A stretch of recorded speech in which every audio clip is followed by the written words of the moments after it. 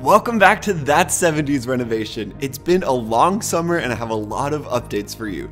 Let's jump back into the garage floors.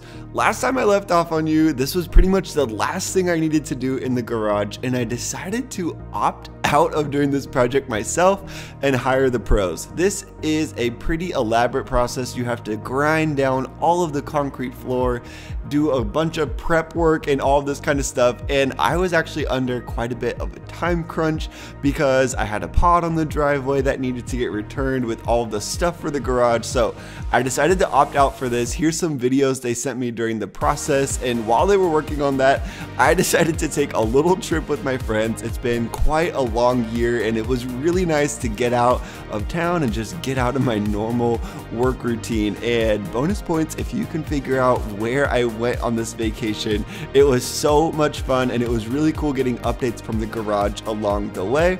But without further ado, here is the finished garage floor.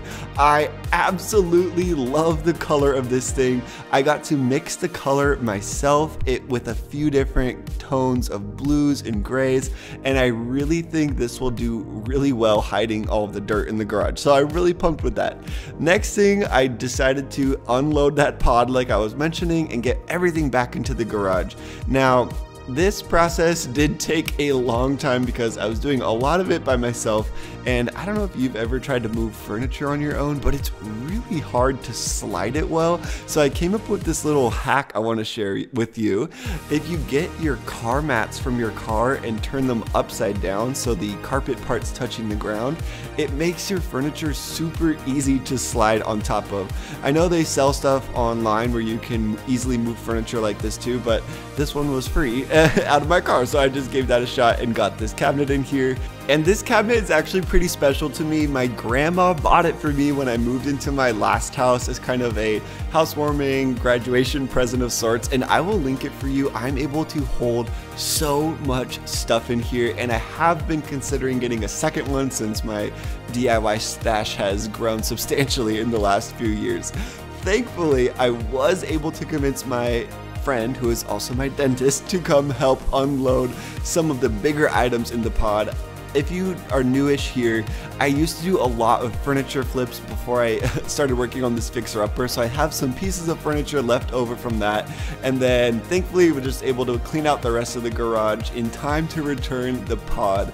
And I don't know if you've ever watched this process before, but it's wild to me. They just put these little chains on the pod and roll it out to their big truck. I really don't quite understand the physics of it, but excited that I was able to get rid of the pod and get everything back in the garage. And after that was done, I decided to focus hard on getting things ready for the laundry machines. It was a total of 97 days from the start of this garage project until I was able to actually do laundry in here, and there were so many projects that happened to get to this point, but it was all worth it in the end because I love this little laundry closet. But there is just a few little things I did to wrap it up.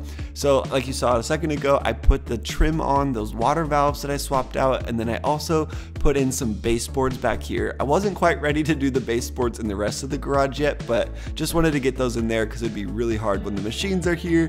And here is the machines. I love these ones. They are from Samsung. I had the same ones at my last house. They fit so well. I do need to figure out how to get them to go back slightly in the space, but I'm so pumped. I did so much laundry. I had been procrastinating. Now let's look at all of the electrical work that's been done in the garage over the summer.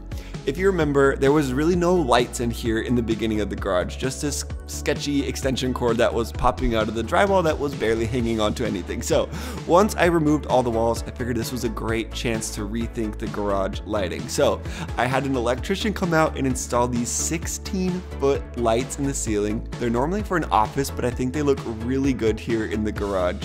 Then I also got a garage door opener installed.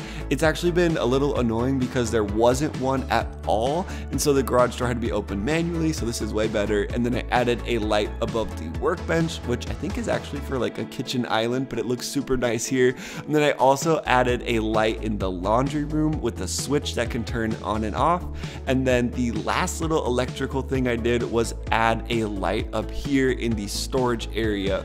This didn't have any lights before and it was really hard to see in the attic area, so this will be super convenient.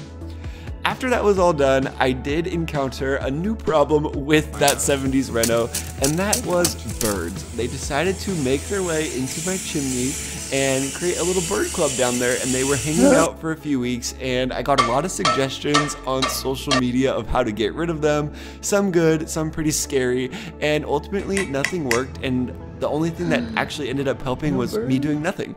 I just waited a few weeks and the birds magically floated away. I don't quite understand it, but I made sure they were gone and then installed this cover as soon as I could over the chimney cap. So if your chimney doesn't have a cover like this, please go and check and make sure you get one installed. It's really easy to do just with a wrench. And it'll just give you a lot of peace of mind to make sure no critters can get in there, and it also blocks the rain as well. I have noticed the birds following me around town after putting that cover up, so I think they're a little mad at me, but I don't care and I will survive. Now, last thing I did on the house that I needed to update you on is the internet. If you remember when I first moved in here, there was no internet to the house at all, and I had Spectrum come out and they installed the most ugly black wire all over the side of my house I've ever seen. So I got fiber installed and they put a new box in, and I was able to remove all of this old ugly Spectrum equipment. And I say old because it's only a few months old, but I was able to confirm with them that you're actually allowed to take this stuff off and throw it away before I did this. So nobody panic, I wasn't in trouble and I didn't electrocute myself or anything like that. But it just feels really good to take this off. I've been wanting to do this for months and it only took like 10 minutes. So I don't know why I didn't do it sooner.